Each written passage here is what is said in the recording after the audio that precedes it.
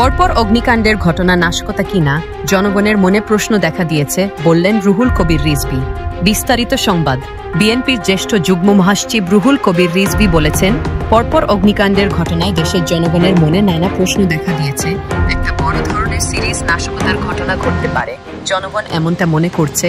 জনগণের মনে এই শঙ্কা দেখা দিয়েছে, সিরিজ অব ইনসিডেন্ট যখন হয় তখন বুঝতে হবে এখানে কোনো না কোনো কালো হাত কাজ করছে বাংলাদেশকে অস্থিতিশীল করার জন্য, এবং হাসিনাবিহীন বাংলাদেশ ঠিকমতো চলছে না এটা আন্তর্জাতিকভাবে দেখানোর জন্য দেশি বিদেশি শক্তির হাত থাকতে পারে। আজ সোমবার দুপুরে কুমিল্লার চৌদ্দগ্রাম উপজেলার মুন্সিরহাট ইউনিয়নের ফুলমুড়ি গ্রামে দৃষ্টিহীন গায়ক জাহাঙ্গীর আলমের সঙ্গে সাক্ষাৎ শেষে তিনি সাংবাদিকদের এসব কথা বলেন।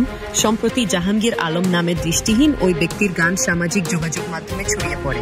পরে বিএনপির ভারপ্রাপ্ত চেয়ারম্যান তারেক রহমানের দৃষ্টিগোচর হয় বিষয়টি।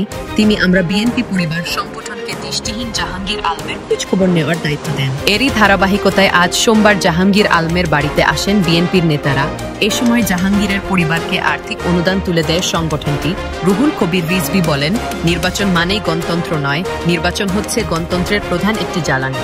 এই যে গাড়িতে চাকা আছে, ইঞ্জিন আছে, গাড়ি চলবে না। নির্বাচন হচ্ছে গণতন্ত্রের জ্বালানি শক্তি, এটা ছাড়া গণতন্ত্র এগিয়ে যাবে না। প্রকৃত গণতন্ত্র অবাধ সুষ্ঠু নির্বাচন, মানুষের ভোটের অধিকার, নাগরিক অধিকার, কথা বলার অধিকার, বেঁচে থাকার অধিকার, নির্ভয়ে পরিবারের সঙ্গে বেঁচে থাকার অধিকার হাসিনা কেড়ে নিয়েছিলেন। এখন সেগুলো ফিরিয়ে দেওয়ার পালা। আমরা সেই গণতন্ত্রের সুবাতাস বইয়ে দেওয়ার জন্য কাজ করছি। পিয়ার সংখ্যানুপাতিক প্রতিনিধিত্ব প্রসঙ্গে রুহুল কবির রিজভী বলেন, দেশের মানুষ পিয়ার বোঝে না, আমরাও বুঝি না। এখন যারা পিয়ার করছেন তারা 1 বছর আগে, 2 বছর আগে, 5 বছর আগে বলেননি কেন? আপনি এখন কেন এটা নিয়ে বিভ্রান্তি তৈরি করছেন? জনগণ জানে তাদের পছন্দমতো প্রার্থীকে তারা ভোট দেবে।